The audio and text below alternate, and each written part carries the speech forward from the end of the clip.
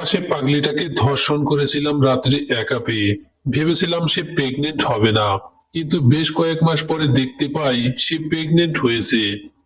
প্রতিদিন অফিস যাওয়ার সময় তাকে দেখে যেতাম, আবার রাত্রে আসার সময়ও তাকে দেখতাম। এইভাবে চলতে লাগলো দিনগুলি। একদিন অফিসে যাচ্ছিলাম, এমন সময় দেখি সেই পাগলিটাকে ঘিরে মানুষ জড়ো হয়ে আছে। কৌতূহলবশত সেখানে গেলে দেখতে পাই সেই পাগলিটার একটি পুত্র সন্তান হয়েছে, দেখতে প্রায় আমার মতন। বাচ্চাটি বেশ কান্না করছিল, কিন্তু কেউ থামাতে পারছিল না। কিন্তু বাচ্চাটিকে আমি কোলে নেওয়া মাত্রই তার কান্না থেমে গেল। মনে মনে ভাবলাম হয়তো বাবাকে চিনতে পেরেছে। পাগলিটার দিকে তাকাতে দেখতে পেলাম সে আমার দিকে অপলক দৃষ্টিতে তাকিয়ে আছে, কিন্তু কিছু বলার সাহস পাচ্ছে না। এমন সময় একজন লোক বলে উঠল, কি রে মেঘা, লোকটির দিকে এমন করে চেয়ে আছিস কেন? ওনাকে চিনিস? এমন সময় সে বলে উঠল, উনি আমাকে ধর্ষণ করেছে, এই বাচ্চাটি ওনার। মেঘার কথাটি শুনে সবাই আমার দিকে অপলক দৃষ্টিতে তাকিয়ে থাকে। তখন সবাইকে উদ্দেশ্য করে বললাম, দেখছেন, বাচ্চাটি আমার কোলে আসা মাত্রই কান্না থামিয়ে দিল। এখন সেই বাচ্চার বাবা নাকি আমি। মানুষের ভালো করতে নেই। মেঘা আমার কথা শোনা মাত্রই বলে ওঠে, কেন, সেই রাতের কথা ভুলে গেলেন নাকি, যে রাতে আমাকে নষ্ট করেছেন? ছি, কি বলেন এইসব আপনি? কেন, আমি কোনো মিথ্যা বললাম বুঝি? কতই না আকুতি মিনতি করেছি। আশ্চর্য, আপনার মুখে যা আসতেছে তাই বলতেছেন দেখি। আমার কিন্তু মান সম্মান আছে, এইভাবে মিথ্যা অপবাদ দিতে পারো না আমাকে। প্লিজ সাহেব, আমাকে বিয়ে করে আপনার ঘরে তুলুন। এই সন্তান নিয়ে বাহিরে কিভাবে থাকবো? মেঘার কথা শুনে সবাই বেশ আশ্চর্য হয়, কারণ যে পাগলিটা ভালোভাবে কথাই বলতে পারতো না, সে আজ এত সুন্দর করে কিভাবে কথা বলতেছে। তার কথা শুনে সবাই বলতেছে, মেঘা কখনোই পাগল হতে পারে না। যদি পাগল হতো তাহলে এত সুন্দরভাবে গুছিয়ে কথা বলতে পারতো না। নিশ্চিত সে পাগল সাজার অভিনয় করতেছে। একজন লোক মেঘাকে বলে, কি রে মেঘা, তুই এত সুন্দরভাবে কথা বলতে পারিস? আগে তো জানতাম না। হ্যাঁ, আমি কথা বলতে পারি। তাহলে পাগলি সেজে থাকিস কেন? জানি না। আচ্ছা, তুই যে বলতেছিস এই সাহেব তোকে ধর্ষণ করেছে, তার কোনো প্রমাণ আছে কি? না, প্রমাণ নেই।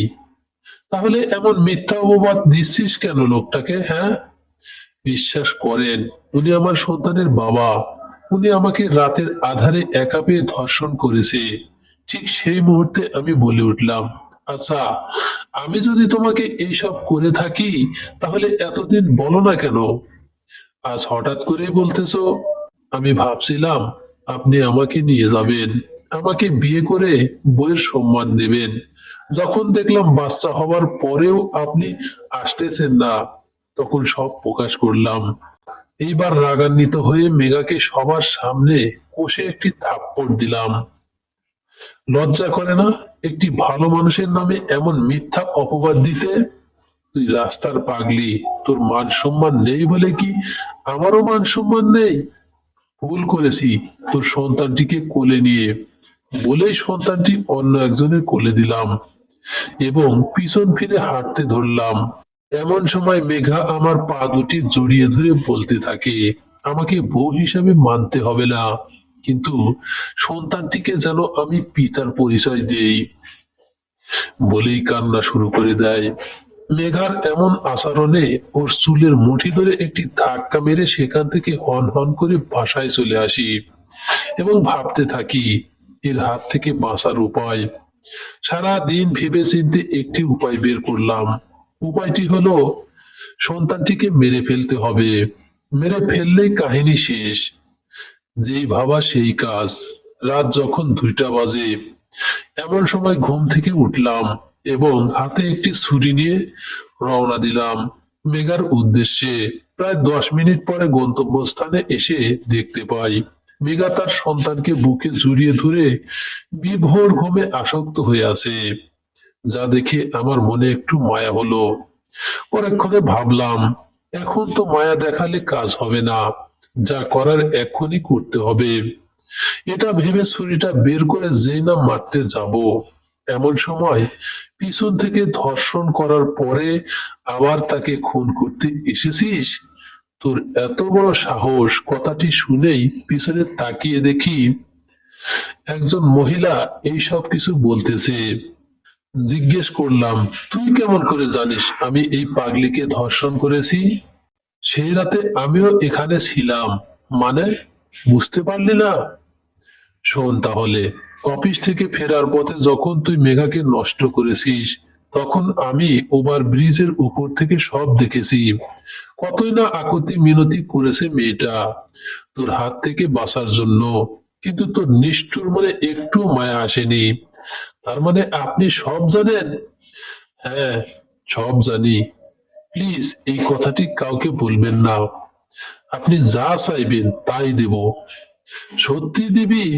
হ্যাঁ দেব, কিন্তু তার আগে এই বাচ্চাকে মেরে ফেলতে হবে আমাদের। বাচ্চাটি মেরে ফেলতে হবে কেন? কারণ এই বাচ্চা থাকলে অনেক সমস্যা আছে, সেটা আপনি বুঝবেন না। না, বাচ্চার কোনো সমস্যা করা যাবে না, অবশ্যই করতে হবে। না হলে আমি ফেঁসে যাব, তখন আমার কি হবে শুনি? বলছি না বাচ্চার কিছু করা যাবে না। এর চেয়ে তুই এই এলাকা থেকে অনেক দূরে চলে যা, এইসব কেউ জানতে পারবে না। আমি জ্ঞান নেওয়া পছন্দ করি না। চলে যা বলতেছি। অনেক ফাও কথা বলেছি আপনার সঙ্গে, আপনি এখন এখান থেকে চলে যাবেন, না হলে আপনাকেও এদের সঙ্গে মেরে ফেলবো। কি? তোর এত বড় সাহস আমাকে হুমকি দিস? হ্যাঁ, চলে যান এখান থেকে। আমার কাজ আমাকে করতে দিন।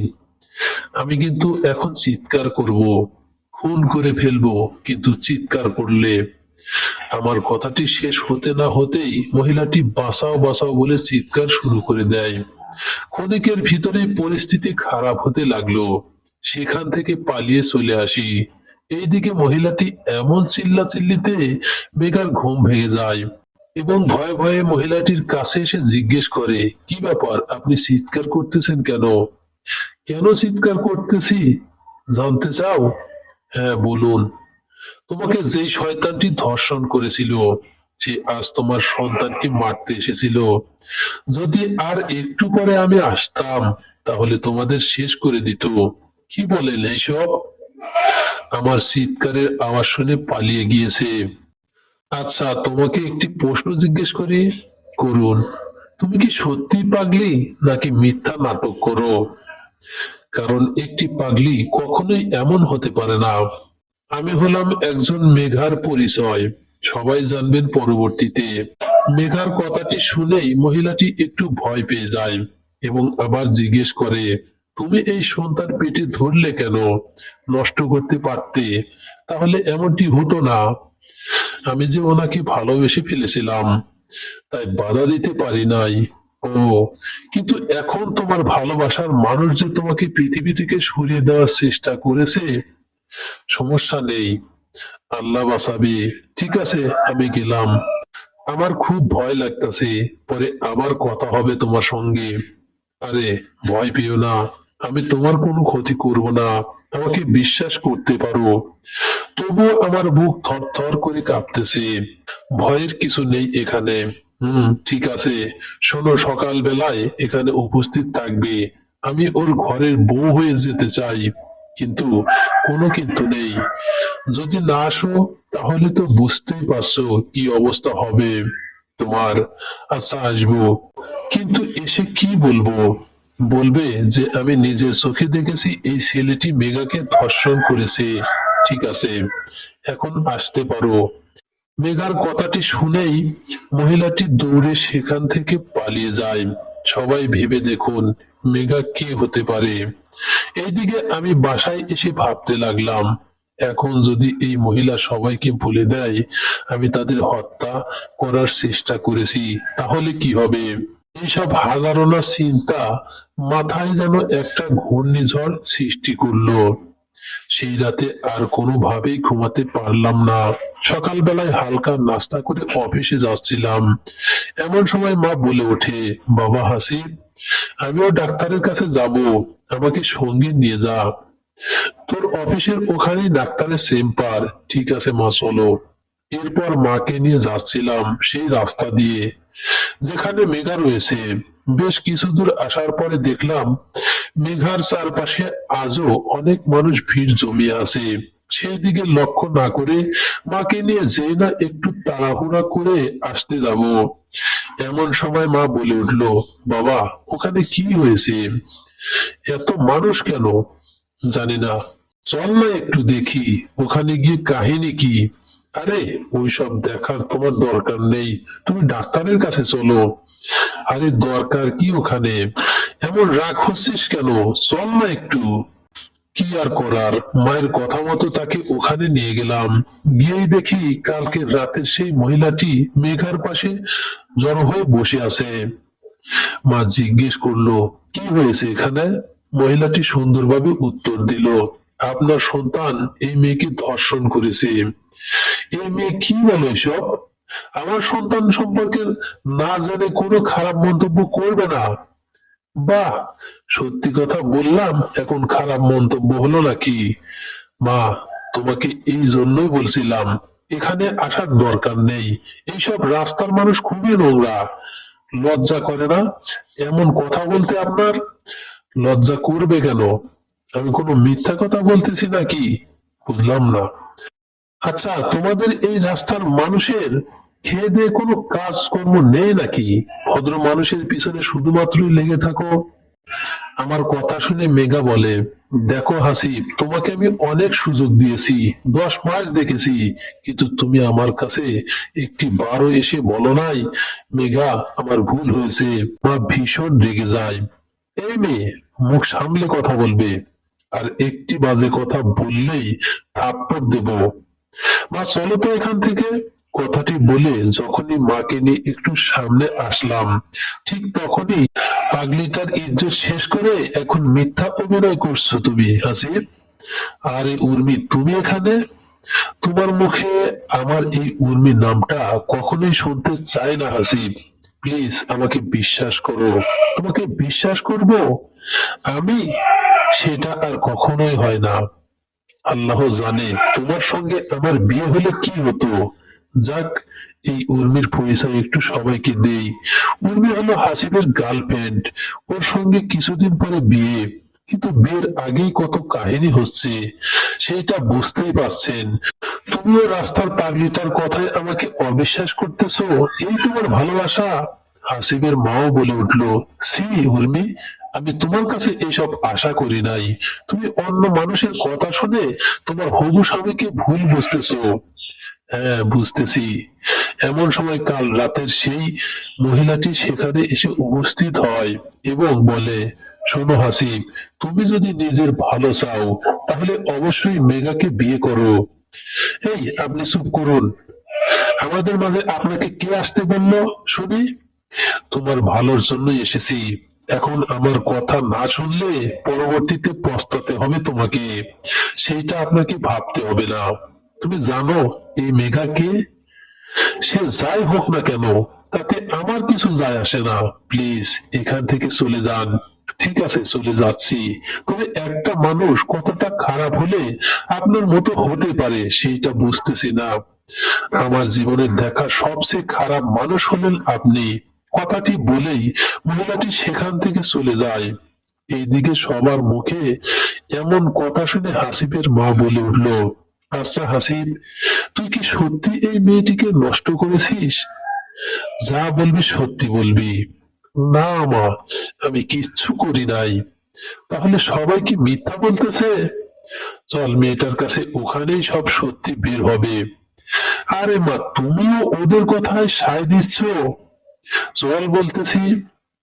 এরপরে কি আর করার, মায়ের কথা মতো হাসিব সেখানে যায়। সেখানে এসেই হাসিবের মা সবার সামনে মেঘাকে জিজ্ঞেস করে, আচ্ছা সত্যি কি এই সন্তানের বাবা হাসিব, নাকি তুমি মিথ্যা কথা বলতেছো? মিথ্যা বলবো কেন, আমি সত্যি বলতেছি। ও, সেই রাতে কি ঘটেছিল? আমি প্রতিদিনের মতো সেই রাতেও ঘুমিয়েছিলাম। এমন সময় অনুভব করলাম কেউ একজন আমার শরীরের উপরে। সঙ্গে সঙ্গে আমার ঘুম ভেঙে গেলে দেখতে পারি আপনার ছেলে, যে কিনা আমাকে ধর্ষণ করার চেষ্টা করতেছে। এইটা দেখে তাকে অনেক বাধা দেওয়ার চেষ্টা করলাম, কিন্তু সে কোনোভাবেই আমাকে ছাড়বে না। যখন অনেক জোরাজুরিতেও ওর সঙ্গে পারছিলাম না, তখন বাধ্য হয়ে নিজের শরীরটা বিলিয়ে দিতে হয়। হ্যাঁ, বুঝলাম। কিন্তু একটি প্রশ্ন আবার উঠে আসে। কি প্রশ্ন? তুমি এতদিন এই কথাটি বলো নাই কেন? দ্বিতীয়ত, তুমি কেন পাগলের বেশে থাকো এখানে? সব কাহিনী খুলে বলো। আমি ধর্ষণের পরের দিনই বলতে চেয়েছিলাম, কিন্তু যদিও কথাটি বলতাম, কেউ আমার কথা বিশ্বাস করতো কি? কখনোই করতো না, কারণ আমি পাগলি। কিন্তু তুমি তো পাগলি না। হ্যাঁ, আমি পাগলি না। ওটার অনেক কারণ আছে। যেমন, কি কারণ? আমি এইসব সবার সামনে বলতে পারবো না। যদি শুনতে চান তাহলে একান্তই শুনতে হবে আপনাকে। ও, কিন্তু কেন জানি আমার মনে হচ্ছে তুমি এসব সাজিয়ে গুছিয়ে আমাদের শোনাচ্ছ। না, আমি সত্যি বলতেছি। মেঘা ও হাসিবের মায়ের কথার মাঝে হাসিবের গার্লফ্রেন্ড উর্মি বলে উঠলো, শোনেন, একটি সমাধান আছে আমার কাছে। হাসিবের মা: বলো, কি সমাধান আছে তোমার কাছে? আমরা এই বাচ্চাটির ডিএনএ টেস্ট করি, তাহলেই বোঝা যাবে এই বাচ্চার আসল বাবা কে। হ্যাঁ, ঠিক বলেছেন আপনি। আরে, ডিএনএ টেস্ট সব মিথ্যা। এইসব করে কখনোই লাভ হবে না। আপনারা বিশ্বাস করুন, এই সন্তান আমার না। যদি তোমার সন্তান নাই হয়, তাহলে এমন ভয় পাচ্ছ কেন তুমি? আশ্চর্য, ভয় কেন পাবো?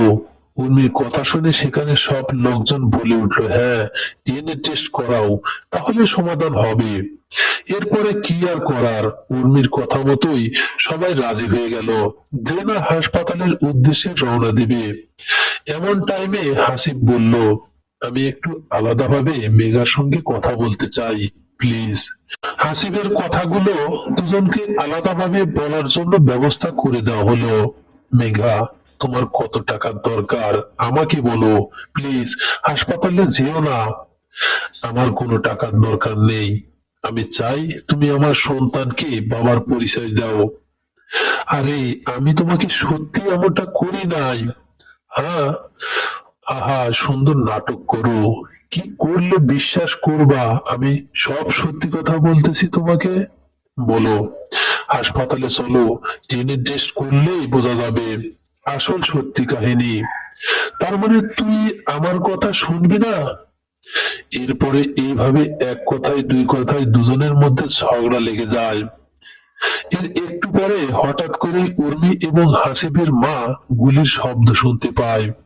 যা শুনে দৌড়ে হাসিব ও মেঘার কাছে গিয়ে দেখতে পায় উর্মি, এবং হাসিবের মা গিয়ে দেখতে পায় মেঘা এবং হাসিবের মধ্যে এতটাই ঝগড়া লেগেছে, যা দেখে রাস্তা দিয়ে পুলিশ যাওয়ার সময় ওদের দুজনের ঝগড়া দেখে উপরে ফাঁকা গুলি করে, তাতে দুজনে একে অপরকে ছেড়ে দেয়।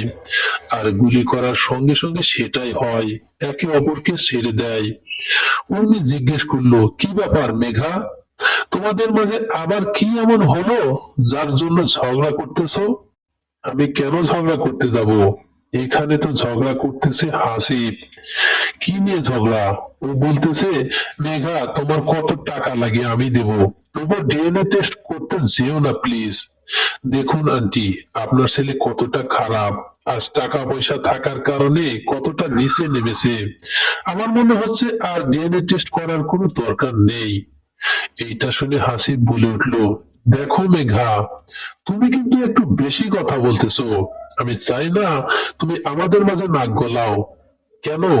উচিত কথা বলতেছি, গায়ে লাগতেছে? তুমি কে উচিত কথা বলার? আমি তোমার কে সেটা তুমি ভালো করেই জানো। কি ভাবছো একটি পাগলি মেয়েকে ধর্ষণ করে বেঁচে যাবে? কখনোই না। এই ধর্ষণের কথা শুনে সেখানে পুলিশ বলে উঠলো, এইখানে ধর্ষণের কথা উঠেছে কেন? আসল কাহিনী কি সবাই খুলে বলো। উর্মি বলতে শুরু করলো, স্যার, এই ছেলেটির নাম হচ্ছে হাসিব। রাত্রে অফিস থেকে ফেরার পথে এই পাগলি মেয়েটাকে ধর্ষণ করে। আজ 10 মাস পরে তার সন্তান এই পৃথিবীতে এসেছে। এখন সে বলতেছে সে নাকি ধর্ষণ করেনি। তাই আমরা চাচ্ছি ডিএনএ টেস্ট করাতে। ডিএনএ টেস্ট করলেই বোঝা যাবে কে সত্যি কথা বলতেছে আর কে মিথ্যে কথা বলতেছে। উর্মির মুখে ধর্ষণের কথা শুনে পুলিশ বলে উঠল, কি? এই ছেলে ধর্ষণ করেছে, সেটাও আবার স্বীকার করতেছে না? হাবিলদার, এই মুহূর্তে এটাকে জেলে নিয়ে চলো। ধর্ষণের শাস্তি হাড়ে হাড়ে বুঝেই দেব। প্লিজ স্যার, ওকে নিয়ে যাবেন না। মেঘা, সে নাকি তোমাকে ধর্ষণ করার পরেও এই কথা বলতেছো, তুমি কিভাবে? স্যার, আমরা হাসপাতালে যাচ্ছি, সেখানে গিয়ে যদি ডিএনএ টেস্ট করার পরে যা হবার হবে। ঠিক আছে, চলো, আমরাও যাব তোমাদের সঙ্গে।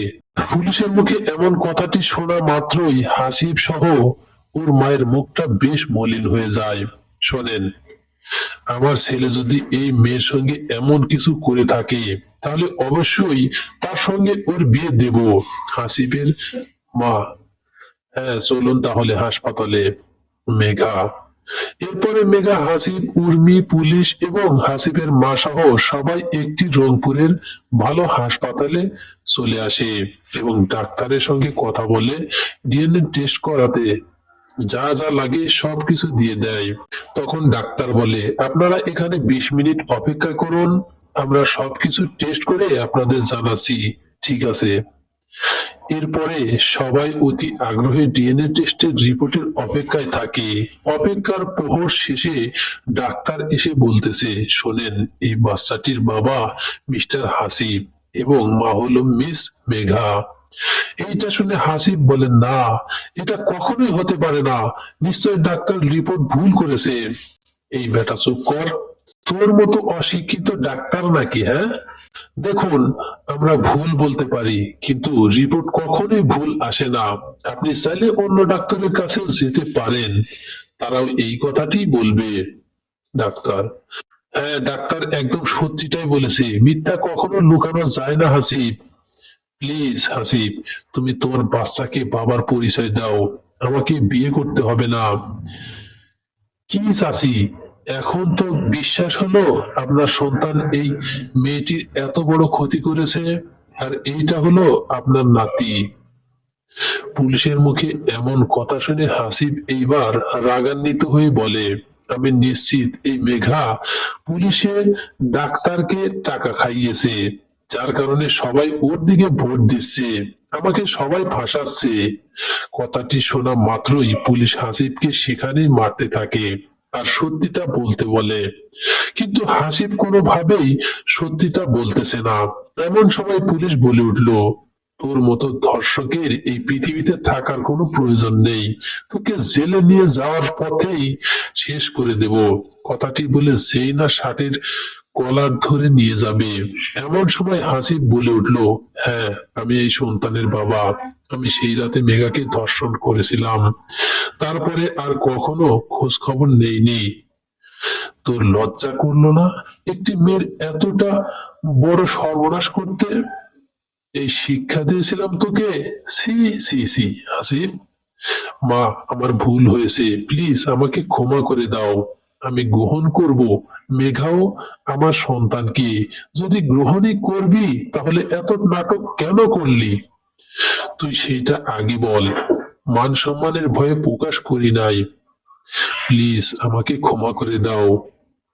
ভালো, আমার কাছে ক্ষমা চাইতে হবে না, যদি ক্ষমা চাইতে হয় তাহলে মেঘার কাছে গিয়ে ক্ষমা চেয়ে নি, ও মাফ করলেই মাফ পাইবি। মেঘা, আমাকে প্লিজ ক্ষমা করে দাও, আমার ভুলটা আমি বুঝতে পেরেছি, ক্ষমা করতে পারি, কিন্তু তার আগে বলো, আমার সন্তান কি বাবার পরিচয় দিয়ে বড় করবে? হ্যাঁ, আমার পরিচয় দেব। তাহলে ঠিক আছে। এমন টাইমে উর্মি বলে উঠলো, কোথায় ঠিক থাকলো সবকিছু? যদি সবকিছু ঠিক করতে চাও তাহলে মেঘাকেও তোমাকে বিয়ে করতে হবে। আরে না, আমাকে বিয়ে করতে হবে না, আমার সন্তানকে পুত্র হিসেবে গ্রহণ করেছো, এতে অনেক বেশি। আরে হ্যাঁ, আমি মেঘাকে বিয়ে করব, সেটাও আজকে বাসায় যাওয়ার সময়। যাক, তুমি তোমার ভুলটা বুঝতে পেরেছো, এটাই অনেক বেশি। পরবর্তীতে এমন কোনো ভুল করিও না। হ্যাঁ, ঠিক আছে। তোমাদের দুজনের প্রতি অসংখ্য দোয়া এবং ভালোবাসা রইল আমাদের। ধন্যবাদ স্যার। এরপরে সবাই কথাবার্তা বলে যে না হাসপাতালের বাইরে চলে আসে, ঠিক সেই সময় কিছু লোকজন এসে বলতে থাকে, অনেক নাটক হয়েছে মেঘা, এখন তোমার জার্নি এখানেই শেষ। অনেক লুকোচুরি করেছো আমাদের সঙ্গে, প্লিজ তোরা এখান থেকে চলে যা। আমি একটু পরে নিজেই তোমাদের কাছে যাব। তোকে সেই 2 বছর ধরে খুঁজতেছি, কিন্তু কোথাও খুঁজে পাচ্ছিলাম না। এখন বলতেছিস একটু পরে আমাদের কাছে আসবি? আমাদের কি পাগল মনে হয়?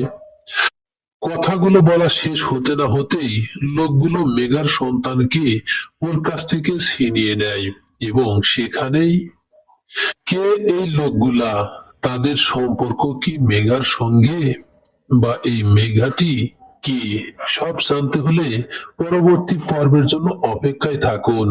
বন্ধুরা, আমাদের এই গল্পটি যদি ভালো লেগে থাকে, লাইক, কমেন্ট, শেয়ার ও সাবস্ক্রাইব করে আমাদের পাশেই থাকবেন।